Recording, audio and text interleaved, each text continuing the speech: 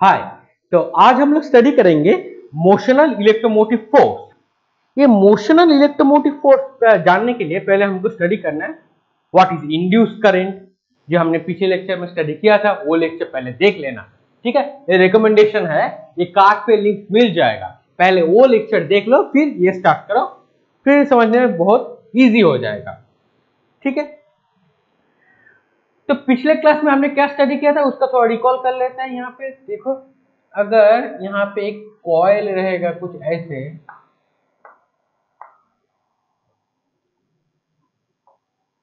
और यहाँ से अगर हम लोग एक गैल्वेनोमीटर को कनेक्ट कर देंगे और यहाँ पे और एक कॉइल रहेगा,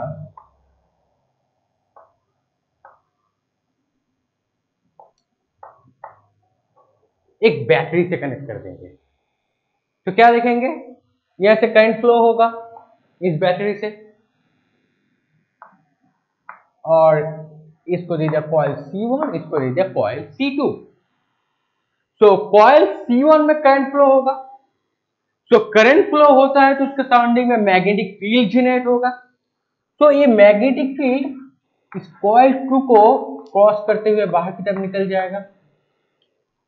जब मैग्नेटिक फील्ड लाइन कॉइल 2 को क्रॉस करके जाएगा तब यहां पे एक इंड्यूस करंट हम लोग देखेंगे, ठीक है। तो यहां पे क्या होगा, ऐसे जाएगा, यहां पे एक डिफ्लेक्शन देखेंगे, लेकिन एक कॉइल C1 और C2 को अगर हम लोग स्टेशनरी रखेंगे तब नहीं होगा। इन दोनों को C1 और C2 को रिलेटिव मोशन पे रखना होगा, मतलब कोई भी आगे पीछे ऐसे रखना होगा, ठीक है, तभी हम लोग एक डिफ्लेक्शन देख पाएंगे। अब हम लोग स्टडी कर रहे थे मोशनल इलेक्ट्रोमोटिव फोर्स। तो इंड्यूस करंट तो पता चल गया कैसे जनरेट होता है, लेकिन इन दोनों को रिलेटिव मोशन में रखना होगा। अब हम लोग कैलकुलेट करेंगे, ये थोड़ा रिकॉल कर लिए, पिछले क्लास में हमने ये स्टडी किया था, ठीक है। तो आज करते हैं, ये जरूरत पड़ेगा इसका। तो मोशनल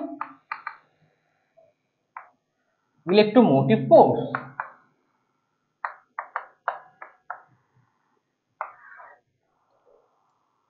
ठीक है। तो हमने क्या किया, एक मैग्नेटिक फील्ड जो बोट के अंदर की तरफ जा रहा था,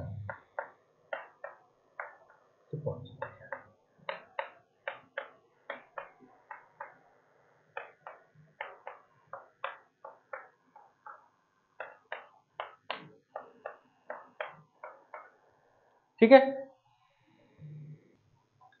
यहां पे एक बार जैसे हमने एक मेटल का कोई बार ले लिया, ठीक है। थिकनेस थोड़ा बड़ा होगा, इसको थोड़ा थिकर बना देते हैं,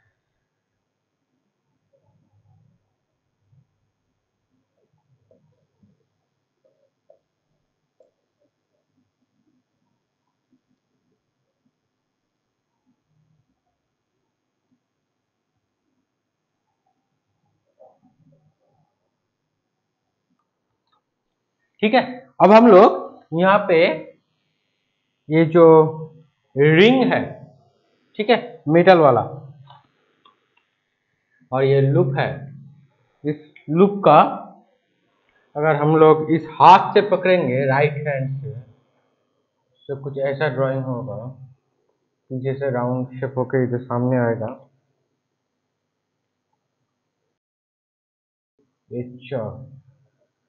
ठीक है। फर्स्ट वाला ये, सेकंड ये, थर्ड ये, और एक छोटे वाला,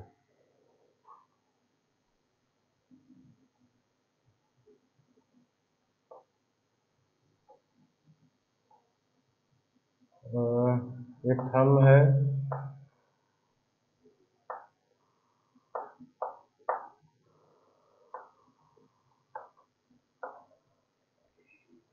तो एज्यूम करो थंब से हमने ये लूप को पकड़ के रखा है। अब हम लोग क्या करेंगे, इस लूप को आगे पीछे करेंगे, ठीक है। तो बी कौन से डायरेक्शन में जा रहा है, देखो बी क्रॉस करके बोर्ड के अंदर जा रहा है। ठीक है, अब ये जो लूप है, ये ले लो मैग्नेटिक फील्ड का जो बाउंड्री है, ये वाला है x, लेंथ है x, और नीचे भी पोर्शन क्या आएगा, वो भी x ही आएगा बाउंड्री तक। मतलब ये जब आगे पीछे होगा, ये x का वैल्यू चेंज होगा, कभी छोटा होगा कभी बड़ा होगा। ठीक है, अब ये लूप का लेंथ हमने दे दिया l। ओके, अब देखो ये वाला जो पोर्शन आएगा, मतलब मैग्नेटिक फील्ड वाला जो पोर्शन, ये है b। ठीक है, अब हम इसको आगे पीछे करेंगे तो इसका एक वेलोसिटी आएगा v, और करंट जाएगा इस डायरेक्शन में I। तो सिंपल देखो, इस तरह अगर यहाँ पे एक करंट जनरेट हुआ, उसको हम लोग बोलेंगे इंड्यूस करंट। तो इंड्यूस करंट यहाँ पे जनरेट होगा I, और यहाँ पे जो करंट जाएगा, ये बैटरी से जनरेट होकर जो करंट जाएगा वो I है। ये I इंड्यूस है, इसको ID दे देते हैं, और ये IG दे दो, मतलब ये इसे जनरेट होकर जा रहा है बैटरी से। ठीक है, तो लूप को अगर आगे पीछे करेंगे तो क्या होगा देखो, तो जो पाई बी मतलब एनक्लोज फ्लक्स, मतलब ये वाला जो एनक्लोज फ्लक्स, मतलब ये जो लूप है, ये जितना फ्लक्स को एनक्लोज करेगा उसको अगर हम लोग पाई बी देंगे, मतलब पाई बी एनक्लोज फ्लक्स, मतलब एरिया क्या होगा देखो, यह लेंथ, यह एक्स। सो एनक्लोज फ्लक्स क्या है, फैराडे लॉ से। So from Faraday law we know that enclosed flux, that is B, magnetic field B। अब इसका एरिया, क्या होगा, लेंथ से देख लो, L है, ब्रेथ x है, कोई ऑल्टरनेट भी कर दो, लेंथ को x दे दो, ब्रेथ को L दे दो। ठीक है, सो B लेंथ टाइम्स ब्रेथ होगा हम लोगों का area, BLX, that's the total flux. ये लूप से क्रॉस होते हुए बोर्ड के अंदर चला जाएगा, मतलब मैग्नेटिक फील्ड। फ्लक्स क्या था, पिछले क्लास में हमने स्टडी किया था, फ्लक्स और मैग्नेटिक फ्लक्स फाई बी भी दे दो, मतलब B dot A, A is the area, बहुत इंपॉर्टेंट, ए होगा एरिया। अब देखो, अब फैराडे लॉ, तो ये में क्या होगा, यहाँ पे E, we know that from Faraday law D phi B D T, rate of change of magnetic flux with time, with respect to time. ठीक है, अब फाई बी का वैल्यू क्या निकला था, फाई बी का वैल्यू निकला था B L X, so minus D D T of phi B, that is B magnetic field, length, breadth. So B L, ये तो कांस्टेंट है, बाहर चला जाएगा। अब एक वेरी होगा, एक क्यों वेरी हो रहा है देखो, ये जो लूप है ना, ये आगे पीछे हो रहा है, आगे और पीछे हो रहा है, मतलब ये एक्स का वैल्यू जब ये लूप पीछे चला जाएगा तो एक छोटा हो जाएगा, लेकिन लेंथ जो है ना, इसका जो लेंथ और इसका जो हाइट, ये हाइट सेम रहेगा लूप का। सो क्या होगा देखो, बी कांस्टेंट है, एल भी कांस्टेंट, बी और एल बाहर चला जाएगा, so D X D T. अभी डी एक्स डी टी क्या है, एक्स का डिस्प्लेसमेंट, और T displacement with respect to time क्या होता है, बोला बहुत इजी है, दैट्स द वेलोसिटी। अभी वेलोसिटी क्या होगा, ये वाला वेलोसिटी, मतलब जिस वेलोसिटी में हम लोग इस लूप को आगे पीछे करेंगे, मतलब ये में जो देखो यहां पर भी एक रिलेटिव वेलोसिटी होगा। तो क्या होगा देखो, कोई एक आगे जाएगा, कोई पीछे जाएगा, मतलब एक मोशन में रहेगा। This is that the relative velocity, so that is equal to minus BLV। ठीक है, ऐसा EMF। ओके, अब देखो ये जो माइनस साइन रहेगा, ये माइनस कभी आप पॉजिटिव भी हो सकता है, कभी नेगेटिव भी हो सकता है। तो इसको हमने dx dt को हमने ऐसे लिख दिया, तो dx dt माइनस b, तो ये माइनस प्लस हो जाएगा। ठीक है, मतलब देखो ये वेलोसिटी अगर इस डायरेक्शन में, जिस वेलोसिटी में जाएगा इस डायरेक्शन में, उस वेलोसिटी का क्या होगा देखो, ये जो लेंथ है कभी छोटा होगा कभी बड़ा होगा, तो इसलिए इसको हमने माइनस साइन से रिप्रेजेंट कर दिया। Okay, and the BLV is called the motional EMF, and this EMF is called motional electromotive force. This EMF is called motional EMF. ठीक है, मतलब ये जो आगे पीछे होगा तो बी का वैल्यू चेंज हो जाएगा, मतलब फ्लक्स का वैल्यू चेंज होगा, उसकी वजह से हम लोगों को ये मिलेगा मोशनल ईएमएफ। ठीक है,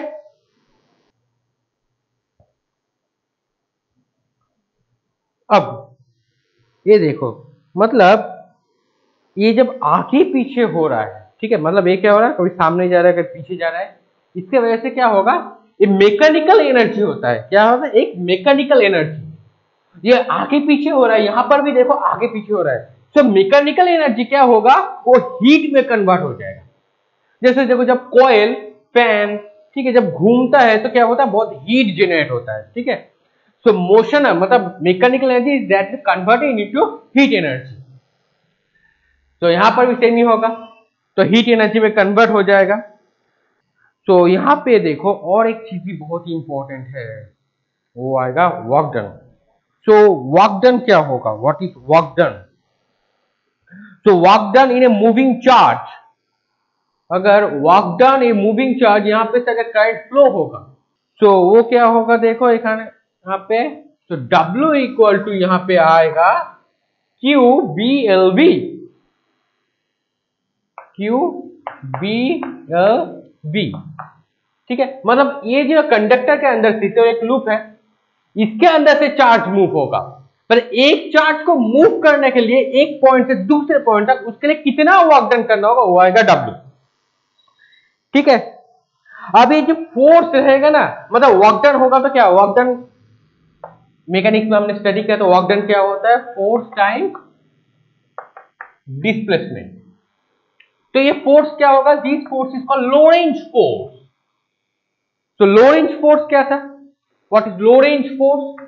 तो Lorentz force equal to F E plus F M, electric force plus magnetic force, that total अगर इन दोनों को कंबाइन कर देंगे तो हमको क्या मिलेगा, लोरेंज फोर्स।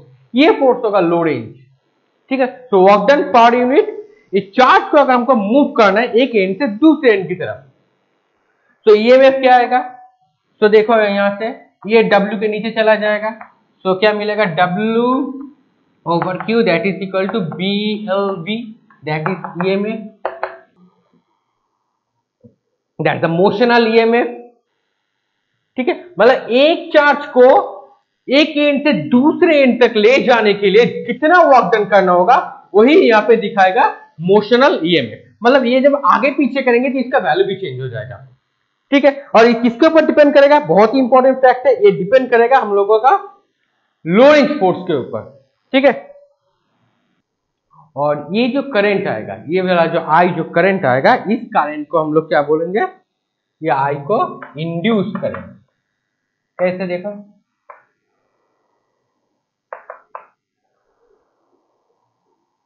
ये इंड्यूस करंट क्यों होगा, क्योंकि मैग्नेटिक फील्ड इस लूप को क्रॉस करके बाहर की तरफ जा रहा है, अंदर से बाहर की तरफ। तो क्या होगा, यहाँ पे एक इंड्यूस करंट जनरेट होगा ना। देखो यहाँ पे मैग्नेटिक फील्ड इस C1 और इस C2 लूप जो है ना, C2 लूप को क्रॉस करके बाहर की तरफ जा रहा है, तो यहाँ पे जो करंट जनरेट होगा सेम यहाँ पर भी जनरेट होगा। ठीक है, मतलब देखो ये इंड्यूस करंट ये लूप 2 में कितना मैग्नेटिक फील्ड लाइन क्रॉस करके जा रहा था, दोनों के रिलेटिव मोशन में रहेगा, सेम यहां पर भी हो रहा है। देखो ये जो है ना, इसको पकड़ के इस लूप को देखो, इस लूप को पकड़ते हुए हमने इसको आगे पीछे करते रहे, तो क्या हुआ, नंबर ऑफ फ्लक्स, ये जो क्रॉस सेक्शन एरिया है ना, जिस एरिया से फ्लक्स क्रॉस करके निकल जाएगा, वो भी छोटा बड़ा हो रहा है। देखो सेम हो रहा है ना, सामने पीछे छोटे बड़े, तो इसकी वजह से क्या होगा, एक करंट जनरेट होगा। सिमिलरली टू इस C2 लूप में जो करंट जनरेट हुआ था, उस करंट को हम लोग क्या बोलेंगे, इंड्यूस करंट। ठीक है, अब लोरेंज फोर्स क्या था, Lorentz force F E plus F M, तो वर्क डन। अब लोरेंज फोर्स देखो यहां पे, तो F E क्या होता है, Q times electric field E plus Q B cross B। अब इन दोनों में से अगर हम लोग Q को कॉमन ले लेंगे तो क्या बनेगा, देखो E plus B cross B, यह है लोरेंज फोर्स का इक्वेशन। अब ये जो लूप और कंडक्टर का जो लूप है, ये लूप अगर स्टेशनरी में रहेगा, लूप अगर मूव नहीं करेगा, ठीक है। So the force on the charge is given by D. तो मूव अगर नहीं करेगा तो वेलोसिटी क्या होगा, जीरो। सो वेलोसिटी को जीरो पुट कर दो तो क्या रहेगा, देखो यहाँ पे यू ई रह जाएगा। ठीक है। So any force on the charge must arise from the electric field in terms of E alone. ठीक है। तब देखो मैग्नेटिक फील्ड हमने कैसे स्टडी किया था, मैग्नेटिक फील्ड कब जनरेट होता है, मतलब एक वायर में से अगर करंट फ्लो होता है, मतलब चार्ज एक एंड से दूसरे एंड की तरफ जाएगा तभी तो करंट फ्लो होता है। जब करंट फ्लो होता है मतलब मूविंग चार्ज की वजह से क्या जनरेट हुआ था, magnetic field. And stationary charge, अगर चार्ज एक जगह पे रेस्ट पे रहेगा उसके सराउंडिंग में क्या जनरेट होता है, इलेक्ट्रिक फील्ड। तो यहां पे देखो अगर वेलोसिटी जीरो हो जाए, रिलेटिव वाला वेलोसिटी, तो एफ एम का कोई वैल्यू ही नहीं रहेगा, जब इलेक्ट्रिक फील्ड का वजूद रह जाएगा। So okay, so we assume that the time varying magnetic field generates an electric field. The time varying magnetic field is generates an electric field. At the electric field produced by the static electric charge have properties of different of those produce the time varying magnetic field. ना पिछले lecture में हमने अच्छी तरह से ये सब पूरा डिस्कस किया था, वो लेक्चर जरूर देख लेना। ठीक है। अब हम लोग कुछ कैलकुलेशन करेंगे। ये तो क्लियर हो गया कैसे करंट जनरेट होता है, कैसे वर्क डन होगा। मोशनल ईएमएफ क्या है, मतलब ये मोशन में रहेगा, रिलेटिव मोशन, उसको ही हम लोग बोलेंगे मोशनल ईएमएफ। अब हम लोग इसका थोड़ा कैलकुलेशन करेंगे। ठीक है, तो इस पोर्शन को इरेज कर देता हूं।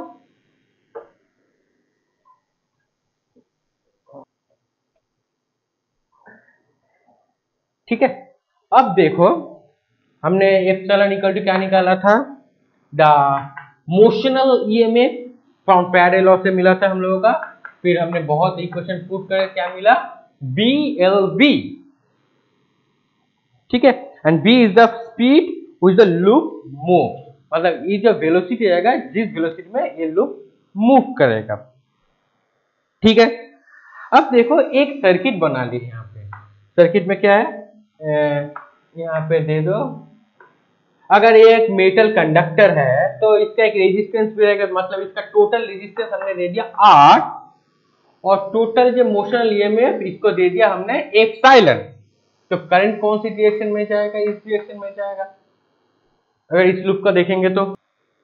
ठीक है, the resistance of the metal block, मतलब ये R क्या होगा, रेजिस्टेंस ऑफ ये जो मेटल ब्लॉक लिया था इसका रेजिस्टेंस। ठीक है, मतलब रेजिस्टेंस लिख देता हूं of metal block.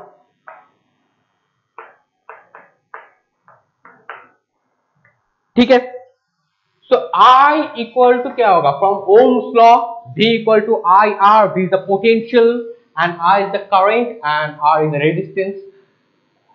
Resistor actually resistor का रेजिस्टेंस मतलब उसका प्रॉपर्टी क्या होगा, R।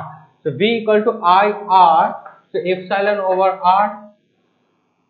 ठीक है, अब एप्सिलॉन इक्वल टू क्या मिला था, देखो ये वाला यहाँ पे पुट कर दो, तो BLV ओवर R। ठीक है, अब ये I करंट I यहाँ पे मिल गया। ठीक है, अब देखते हैं, अब अगर यहाँ पे इस डायरेक्शन में फोर्स का अगर मूव कर लेंगे, खींचेंगे, तो इसका एक फोर्स का वैल्यू आएगा। तो फोर्स कौन सी डायरेक्शन में काम करेगा, एक फोर्स रहेगा इस डायरेक्शन में जाएगा। ठीक है, और एक फोर्स रहेगा जो इस डायरेक्शन में जाएगा, और एक फोर्स नीचे की तरफ जाएगा। ठीक है, अब देखो ये तीनों फोर्स जो रहेगा इसको दे दिया F1 F2 F3, इसको दे दिया F1, इसको F2 और इसको दे दिया F3। वेक्टर है, फोर्स तो वेक्टर ही होता है, तीनों फोर्स दे दिया।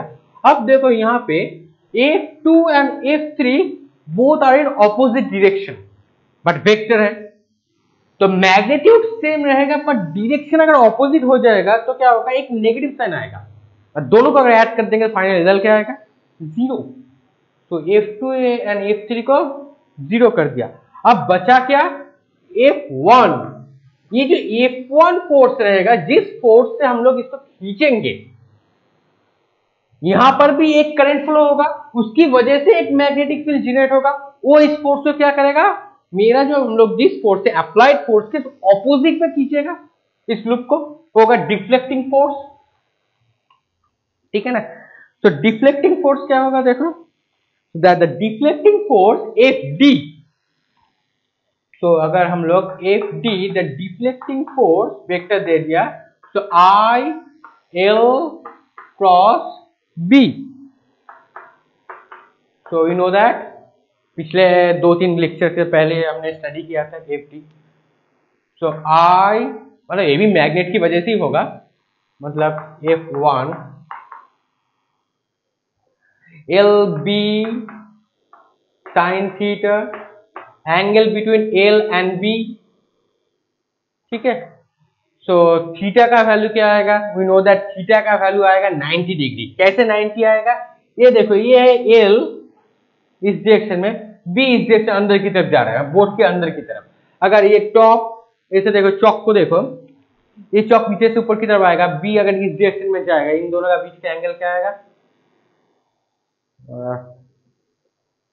ठीक है, बीच का एंगल क्या आएगा 90 डिग्री। मतलब एज्यूम कर ले ये है L, ये है B, तो एंगल क्या हुआ 90 डिग्री।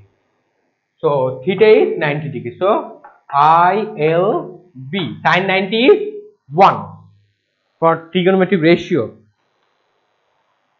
सो 1 मिल गया सिंपल। अब B का वैल्यू तो नहीं है, हम लोग का I का वैल्यू है, सॉरी I का जो वैल्यू था, करंट का जो वैल्यू, मतलब ये जो इंड्यूस करंट का जो वैल्यू है, सो I का वैल्यू पुट कर दो। सो BLV ओवर RLB। तो फाइनली क्या मिला हम लोगों को, B times B that the B square, L times L the L square, B over R that the FD। ठीक है। सो क्या मिला फाइनली, जो डिफ्लेक्टिंग फोर्स क्या होगा, B square L square V over R। ठीक है। अब रेट ऑफ वर्क, तो वर्क इक्वल टू क्या होगा, तो वर्क तो हमको पता ही था, तो वर्क हमको पता था, वर्क W इक्वल टू क्या था, W by Q that is equal to epsilon. ठीक है। अब रेट ऑफ वर्क मतलब एक चार्ज को एक पॉइंट से दूसरे पॉइंट तक ले जाने के लिए, मतलब अगर हम लोगों को एक चार्ज को यहां से यहां तक ले जाने के लिए और उल्टा यहां से यहां तक ले जाने का कितना वर्क डन करना होगा, मतलब आगे पीछे कितना मूव करना होगा। ठीक है। सो रेट ऑफ वर्क मतलब work W by T that is equal to power, work done with respect to time from mechanics, we know that that is equal to power. So that W by T and W equal to क्या होता है, force times displacement that is D over T। ठीक है। अब displacement over time, ये वाला displacement over time that's the velocity. तो power equal to F times V। अब ये F क्या होगा, ये वाला डिफ्लेक्टिंग फोर्स, मतलब ये F1 जिस डायरेक्शन में जाएगा। अब वेलोसिटी मतलब ये लूप का जो वेलोसिटी होगा, आगे पीछे करने का जो वेलोसिटी। ठीक है।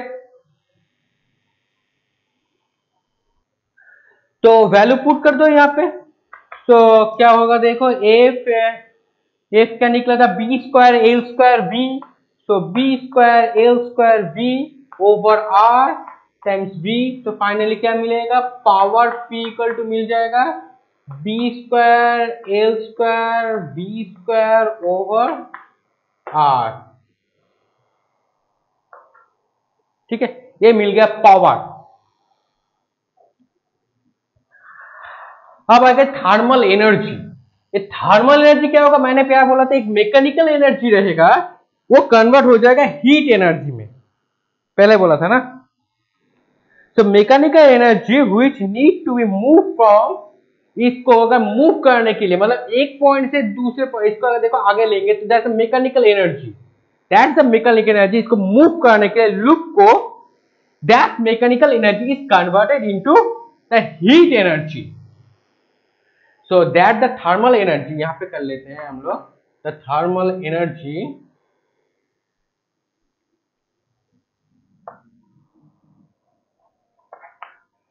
जो मैकेनिकल जो हीट में कन्वर्ट होगा, दैट द पावर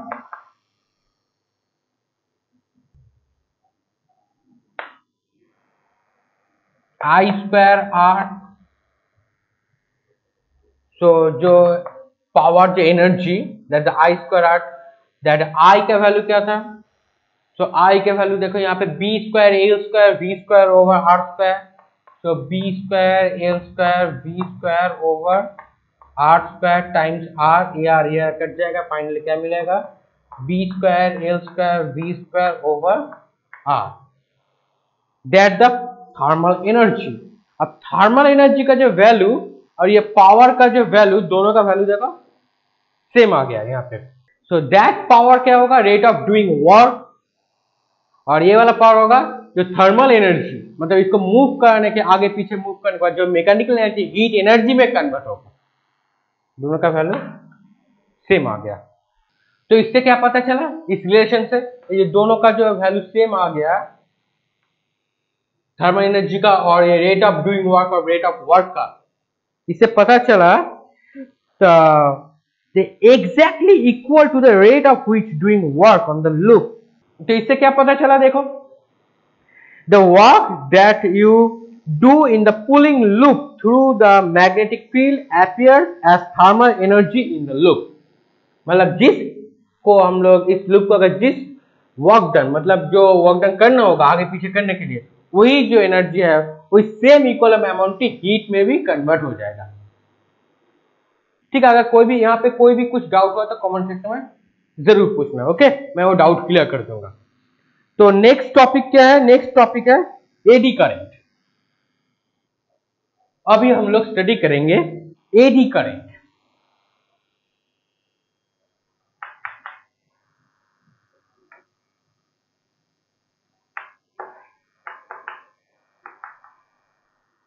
ये एडी करंट क्या है? देखो, एक लूप है, पहले ये क्या था? ये लूप है, इसका अंदर से गैप था। अब हम लोग इसको एक लूप को छोड़कर एक मेटल ब्लॉक ले लेंगे। तो मेटल ब्लॉक कैसे दिखेगा? देखो, तो एज्यूम कर लो ये वाला एक ब्लॉकिंग एरिया है और इसको हमने इससे कवर कर दिया। इसको मेटल ब्लॉक अगर कुछ हम लोग इसको ऐसे कवर कर देंगे,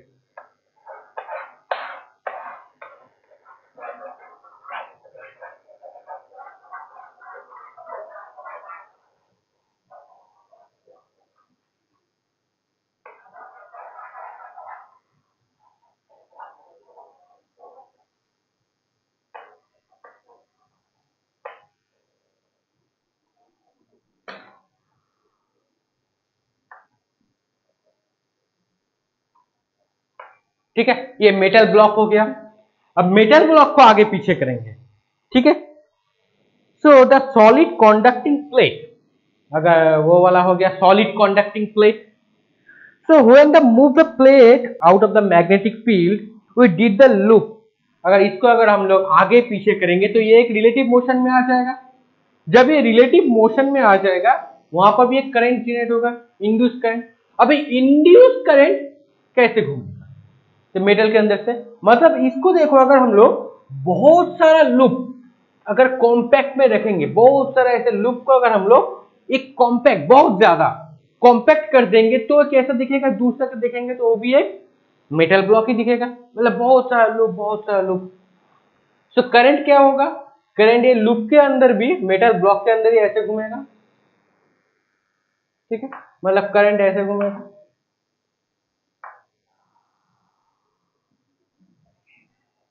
ठीक है, अगर ये आगे पीछे करेंगे तो so again we encounter and approaching the force must do the work because the induced current। तो similarly semi work done होगा because of the induced current, ठीक है। and the plate however the conduction of electron making up the induced current not follow the path as they do with the loop। मतलब ये जो path को follow नहीं, मतलब ये जो लूप जो है ना, इस लूप को कंडक्ट करते आगे पीछे जाएगा, ठीक है। ये जो लूप जो है उसको कंडक्ट करते आगे पीछे जाएगा नीचे की तरफ, ये करंट होगा इस पोर्शन में ऊपर की तरफ, ये नीचे की तरफ, मतलब ये आगे पीछे होते जाएगा। तो अगर कुछ ऐसे देखो, यहाँ पे कुछ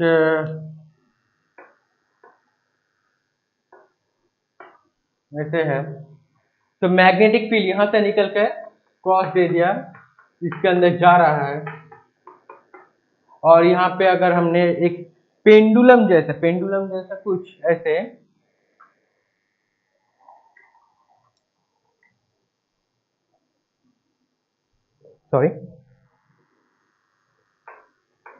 हैंग कर देंगे, ठीक है। तो ये वाला अगर फ्रंट में आएगा,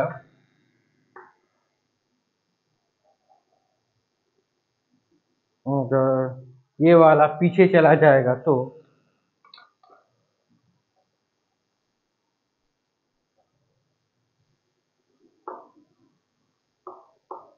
आगे पीछे ये हैंगिंग पोजीशन में रहेगा।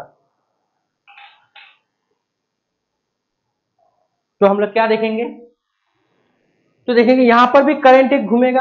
अगर ये वाला पेंडुलम इस डायरेक्शन में आएगा तो करंट ऐसे घूमेगा इस मेटल ब्लॉक में।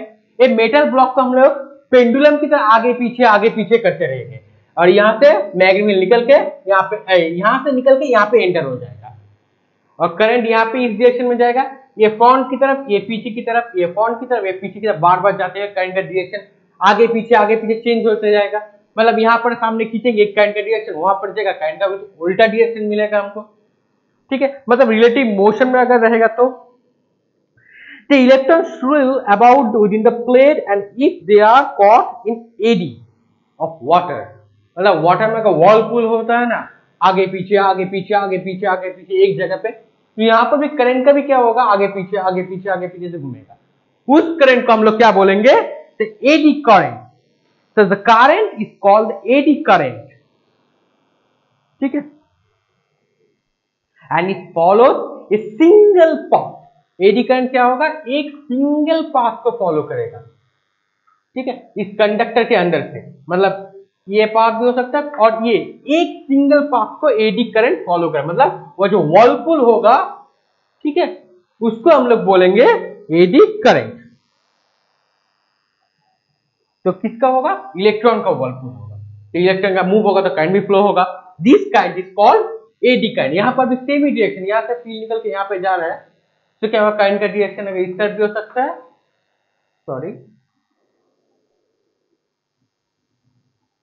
इसका करंट का डायरेक्शन उल्टा होगा, यहां पे चेक कर लेना, ये जो करंट का डायरेक्शन होगा यहाँ पे ऑपोजिट होगा, क्योंकि आगे पीछे जा रहा है ना, एक करंट का डायरेक्शन ऑपोजिट होगा, ये इस डायरेक्शन में जाएगा तो ये इस डायरेक्शन में आएगा, वो चेक कर लेना प्रीवियस से, ठीक है, करंट का डायरेक्शन चेंज हो जाएगा। दिस करंट को अगर हम लोग क्या बोलेंगे, जो सिंगल पाथ को फॉलो करेगा और इलेक्ट्रॉन का जो व्हर्लपूल होगा उसकी वजह से जनरेट होगा, उस करंट को हम लोग क्या बोलेंगे, एडी करंट, ठीक है। तो क्लियर हो गया व्हाट इज एडी करंट, वो भी इंड्यूस करंट की वजह से ही जनरेट हुआ।